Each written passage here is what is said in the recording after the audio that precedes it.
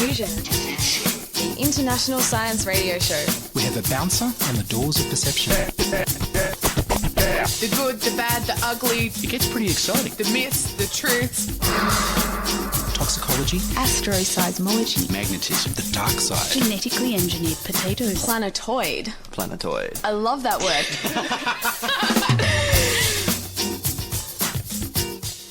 Hello and welcome to Diffusion. Sit back and relax while we engineer weird and wonderful science directly into your genes. I'm Ian Woolf. On this edition, journalist Matthew Laplante talks about extreme biology. First up, here's news of political prisoners.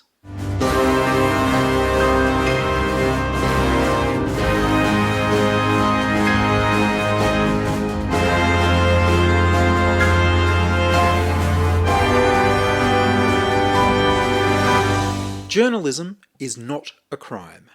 Award-winning Australian journalist Julian Assange is sick and injured in the hospital wing of a high-security prison in Britain, awaiting extradition to America, where he's charged with committing acts of journalism.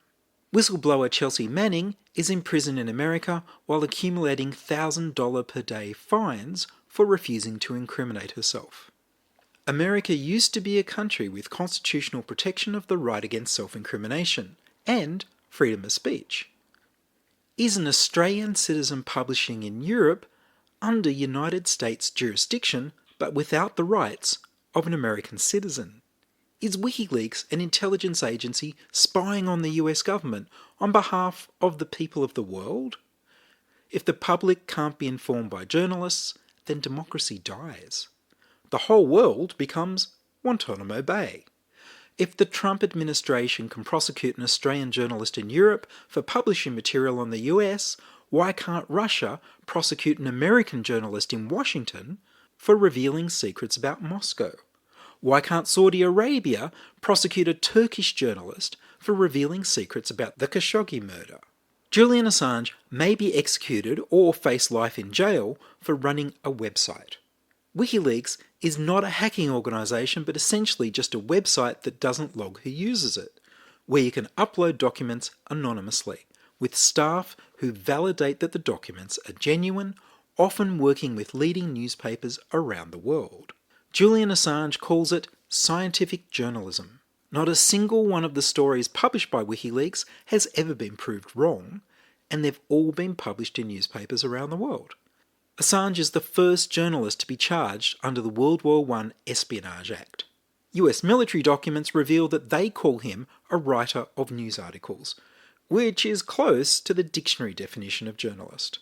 In 2011, Julian Assange won the Australian Walkley Award for Outstanding Journalism and the British Martha Gellhorn Award for Journalism at the Cutting Edge, that challenges secrecy and mendacity in public affairs and raises forgotten issues of public importance without fear or favour, working against the grain of government spin. The American government publicly says that Julian Assange is not a journalist, so the laws protecting journalism don't apply. If you allow different free speech laws for journalists than for the public, then you open yourself to the government defining anyone they don't like as not a journalist, and nobody has free speech. The Espionage Act is an old law from the war against the Kaiser of Germany in 1918. Under the Espionage Act, you're not permitted to defend yourself using the fact that it's in the public interest to know when the US government breaks the law. The last person convicted under the Espionage Act was Reality Winner, for releasing documents from the National Security Agency proving that the Russian government interfered in the American election of 2016. The American government's Central Intelligence Agency has been running a well-funded smear campaign against Julian Assange for years. The smears are widely believed, even though most of them contradict each other or are just impossible. He skateboarded around the corridors of the Ecuadorian embassy, when the illegal surveillance videos show that he was on a skateboard a visitor brought once, for about 30 seconds, in which he travelled 5 centimetres. At the time he was accused of abusing his cat, he'd already given the cat away to friends with a big backyard, so the cat could have a better life than he does. Assange leaked about the Democratic Party. fraudulently miscounting votes to let Hillary Clinton win the presidential candidacy unopposed. But he never leaked about Trump. My search found 14,000 leaks about Donald Trump on the WikiLeaks website. He never leaked against Putin. My search showed over 10,000 leaks about Putin on the WikiLeaks website. It takes seconds to go to wikileaks.org, type a name into the search box, and find this information. Daniel Ellsberg published the Pentagon Papers in the New York Times in 1971, proving that President Nixon had lied to the public and to Congress about the Vietnam War. He was charged under the Espionage Act, but the charges were dismissed when it was shown that President Nixon's government had organised an illegal smear campaign against him. Daniel Ellsberg has stated that the American government has been smearing Julian Assange in the same way. The US government-controlled International Monetary Fund granted the Ecuador government over $4 billion, and the US government-dominated World Bank loaned Ecuador $6 billion barely 2 months before Ecuador invited UK police into the embassy. The American agents in the Ecuador embassy confiscated Julian Assange's shaving kit, so that he would be humiliated by appearing with a big woolly beard when he was kidnapped by the British police. Under British law, bail is only breached if there's a failure to meet bail without reasonable cause, which the human right to seek asylum certainly is. The court was only able to give Assange 10 months in prison time for the bail charge, and a fair court would have allowed him time served for his over 7 years imprisonment in the embassy. Julian Assange is due to be released from prison just in time for the extradition hearing in February 2020. It's illegal for the UK to extradite someone for a political offence. The UK Home Secretary is on record promising President Trump that he will make certain Assange is extradited. Here's the UN Special Rapporteur on Torture, Nils Melzer, talking about the way Julian Assange was tortured to the Rupley News Service. I would say he has been exposed to various forms and degrees of cruel, inhuman, or degrading treatment that cumulatively have the effects of psychological torture. Now, he has been confined to a very controlled space in the Ecuadorian embassy for 7 years, with a very limited amount of factors that can impact his life. So this allows us also to assign the causality to these medical symptoms with a higher degree of certainty, because he has not been exposed to other influences for so long. In our view, the main factors that contributed to producing now this situation are the constant vilification and humiliation and unrestrained threats against him in the public space by the mainstream media, but also by current and former officials of these various governments up to state leadership, including even judicial magistrates involved in cases against Mr. Assange. The actual motives of these proceedings seem to be to get Julian Assange extradited to the United States, to make an example of him that would deter others from imitating WikiLeaks and Julian Assange in their activities.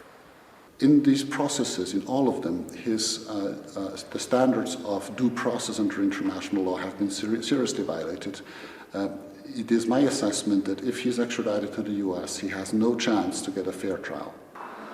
When we look at the 17 charges that have been added recently, they all refer to activities that would normally be carried out by investigative journalists. So I do believe that media and mainstream media have all reasons to be concerned about this type of proceeding, and that it might set a precedent that would be extremely harmful for press freedom around the world.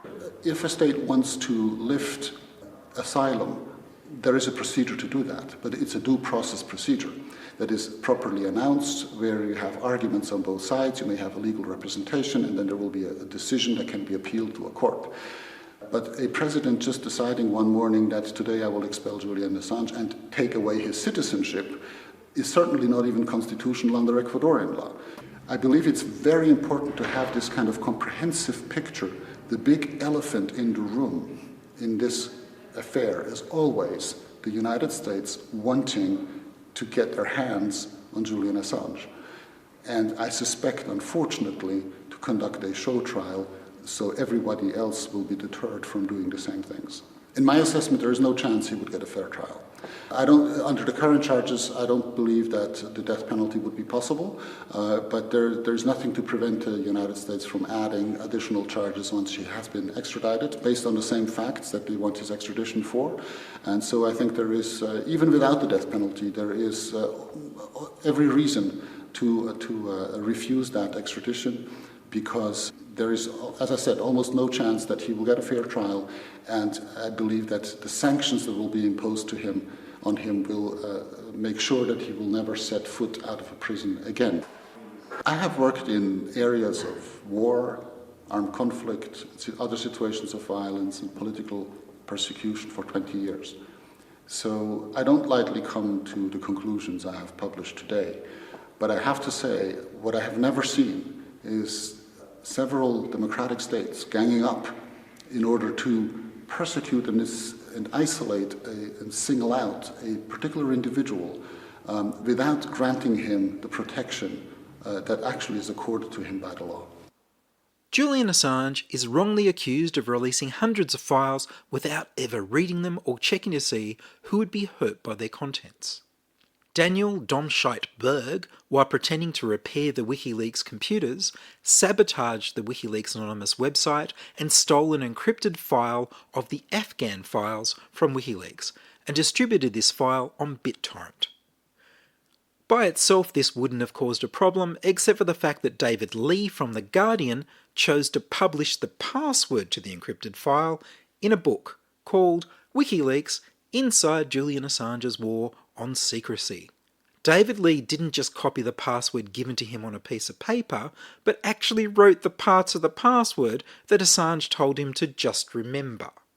This breached a confidentiality agreement with WikiLeaks that David Lee had signed. Brigadier General Robert Carr, a senior counterintelligence officer who led the Pentagon's review into the fallout from these disclosures of state secrets, told the Manning sentencing hearing in 2013 that no instances were ever found of any individual killed by enemy forces as a result of having been named in the releases. The Taliban did kill one person and announced it was tied to the release of the WikiLeaks Afghan files, but when Carr investigated, he found the individual's name wasn't listed in any of the cables. The Taliban had lied. This lie now forms the basis for most of the 17 charges of espionage against Julian Assange.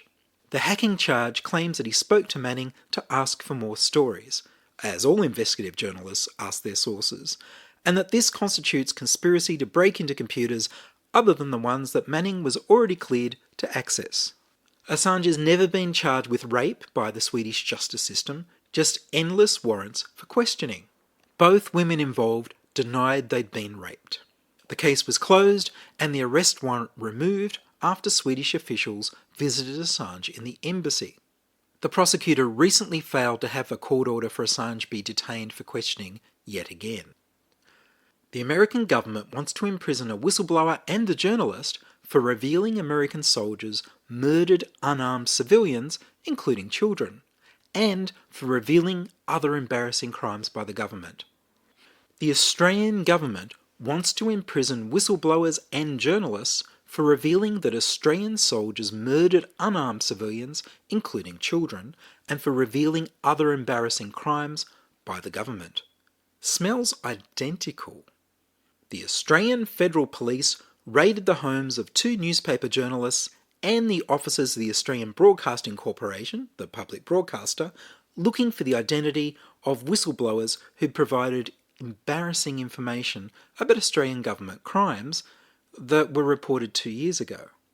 A woman journalist had her cutlery dumped on the floor while officers flicked through the pages of her recipe books, and her underwear drawer was rifled for 7 hours. Charges have been laid against the people that reported the crimes to the press. It's not ruled out that the journalists will also be charged. Here's Australian Federal Police Acting Commissioner Neil Garn. Public interest is something that we look at in relation to our investigations from the outset. And minutes later, the issue of Whether or not the public has the right to know is really not an issue that comes into our investigation process. The Australian government, or particularly the Australian law enforcement intelligence communities, rely on secret and top secret information from our international partners, particularly Five Eyes partners, to ensure the fact that we keep the Australian community safe. Now, if we can't be seen to protect our own internal information, we are concerned that the information flow to us dries up. Smells like foreign interference. It's not the first time. WikiLeaks has published documents showing that the Australian Prime Minister Gough Whitlam was fired by the Governor-General because he threatened to close the Pine Gap American electronic spying base in Australia. Other leaks reveal that the Prime Minister Kevin Rudd was replaced by Prime Minister Julia Gillard because the American intelligence agency ordered their man, Senator Mark Habib, in the Australian Labor Party to make it happen. The Australian Department of Foreign Affairs states that their obligations require them to make sure that Australian prisoners in foreign jails are treated the same as other prisoners. However, the United Nations Rapporteur on Torture reported that Julian Assange is not allowed to use a computer, and he's not allowed time with his lawyers to prepare his defence, as other prisoners in Belmarsh Prison are entitled to do. The Australian government is not fulfilling its minimal obligations to an Australian citizen. They should be extraditing him back to Australia to face Australian justice, just like Mamdouh Habib and David Hicks, who were also kidnapped, tortured and imprisoned by the American government. Bring Julian Assange home. Journalism is not a crime. Here's Fidel Narvaez, former consul at the Ecuadorian embassy, talking about the theft of Julian Assange's legal and medical documents with the rest of his belongings to the Rupley News Service. We are making history now. There is no precedent that I know that ever before a country that granted political asylum handed over a political refugee to his persecutors, opened the doors of his diplomatic premises for a foreign power to come and kidnap a political refugee, and then steals the belongings of the political refugee and hands it over to his persecutors. What is happening today is illegal. There is not any judge order that authorizes seizing Julian's belongings. So no Ecuadorian judge has ordered that. I don't think any US judge has ordered that, no a British judge. They are Julian's belongings. Ecuador cannot just do whatever they want with it. And certainly, I don't think they can hand it over a foreign power. It is abusive. It's very likely that things are going to be sent first to Ecuador and inspected by the Ecuadorian government and police and then handed over to the Americans.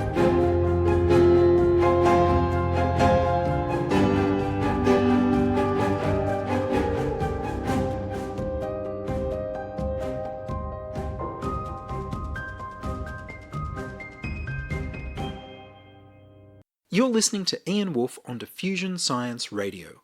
Send emails to science@diffusionradio.com. We're brought to you across Australia on the Community Radio Network and podcast over the internet on www.diffusionradio.com. Superlative. Matthew Laplante is an assistant professor of journalistic writing at Utah State University, and he's the author of the book Superlative, The Biology of Extremes. I began by asking him, what sort of extremes are you looking at? So we're looking at extremes of evolution, the ways in which organisms, plants, animals, microorganisms have been pushed by nature to extend their capacities and capabilities into niches that were not previously filled. And in particular, we're looking at the ones that have done this in what we might consider record-setting ways. So we're looking at the largest of things, and we're looking at the fastest of things, and we're looking at the smallest of things and the deadliest of things. And how did you get started on this journey? It was a little strange because I'm not a science writer. I wasn't a science writer. This is not my background. In fact, I've been telling a lot of people lately, especially students who I talk to, young students who I talk to, that I was actually quite bad at science. When I was growing up, I failed or nearly failed almost all of my science courses in high school. And for a long time, I went through my life thinking, well, that's just, it was always something I was interested in, but never something I thought I was good at. And really, the story of this book begins one night when I wake up and I have this question in my head, like people have questions in their head, right? We lived in this glorious, magical time where, we're just a Google search away from answers. And so I woke up thinking, oh, I wonder what the oldest life form in the world is. And so I rolled over and I opened up my laptop and I typed in, what is the oldest life form in the world? And the answer was that there's really no answer. There's no good answer, at least, which kind of surprised me. But that one of the candidates, one of the things that many scientists think that might be the oldest living thing on the planet is an interconnected aspen forest. This is an aspen colony that is connected in its root structure that was just a few hours south of my home. And I thought, well, isn't that fortuitous? And I went down to visit it. And fortunately, I have a colleague at Utah State University who I discovered had been doing research on this organism. And he took me down and he showed it to me. And when I saw it through his eyes, it was just so awe-inspiring. And I thought, I want to write about this thing.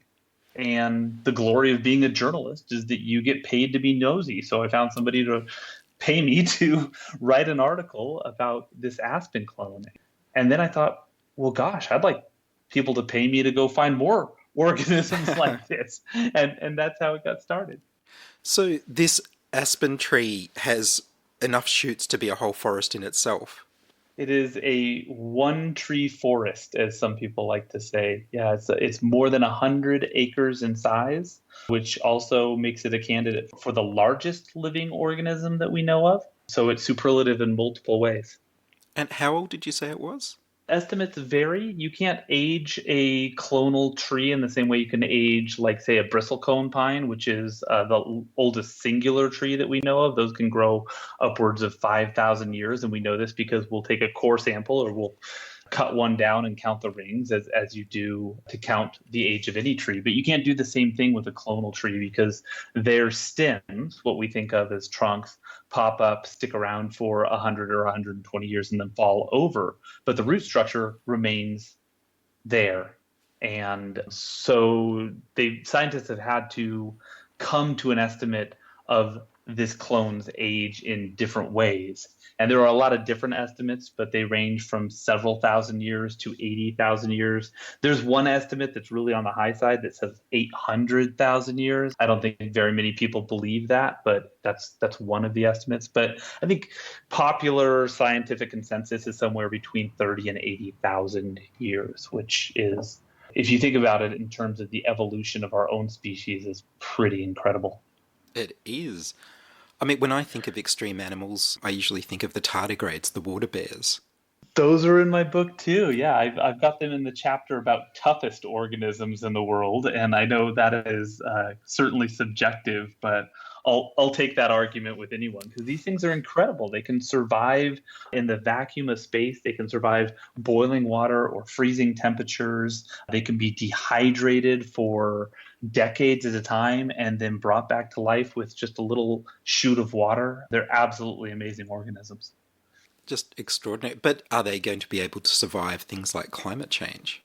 There's been some good research on that. And one of the things that I write about in the book is that indeed, even though it is very likely that tardigrades will be on this planet for a lot longer than we will, and some scientists believe they may in fact be so incredibly well adapted to life at the extremes on this planet that they could potentially stick around through the supernova of our sun, the tardigrade will likely make it. But even though that some species of tardigrade are likely to last many tens of thousands of years and maybe many hundreds of thousands of years, if not millions of years past us, there are some species that are almost guaranteed to not make it past the damage that we're doing to the climate right now. And there's actually some scientists in Italy who've done some work on a tardigrade species that's found in Antarctica, and it is likely that those will be pushed out of existence if we can't get a handle on climate change. That was part 1 of my interview with Matthew Laplante, author of Superlative, The Biology of Extremes. Listen next week for part 2. And that's all from us this week on Diffusion. Are you a scientist, artist, biohacker or maker who'd like to be interviewed about your work? Send your contributions, opinions, helpful suggestions and donations to science@diffusionradio.com. That's science@diffusionradio.com. Please like the Diffusion Science Radio page on Facebook and rate us on iTunes. Tell your friends. Follow me on Twitter @Ian Woolf. The news music was Rhinos Theme by Kevin MacLeod of Incompetech.com. I produce Diffusion, which is broadcast around Australia to 28 stations on the Community Radio Network, including 2 RBM in the Blue Mountains of New South Wales, 8CCC in Alice Springs and Tennant Creek, 2 MVR in Nambucca Valley, 3 MBR in the Mallee-Border districts of Victoria and South Australia, City Park Radio 7LTN in Launceston, Tasmania, 2XXFM in Canberra, and my local station 2RDJ in Burwood, New South Wales. Diffusion is syndicated globally on the National Science Foundation's Science 360 internet radio station and also on astronomy.fm. Subscribe to our podcast on the Diffusion website www.diffusionradio.com. That's www.diffusionradio.com, and check the website for links, photos and videos about this week's show. If you enjoyed the show, you can explore more than 950 previous episodes archived on diffusionradio.com, where the shows are labelled by keywords so you can focus in on the stories you want to hear. Join my patrons at patreon.com/diffusionradio. Make a donation through paypal.me/Ian Woolf. Subscribe to the Diffusion YouTube channel at youtube.com/c/diffusionradio. I'm Ian Woolf. Join us inside your audio device of choice for more science wondering next week on Diffusion Science Radio.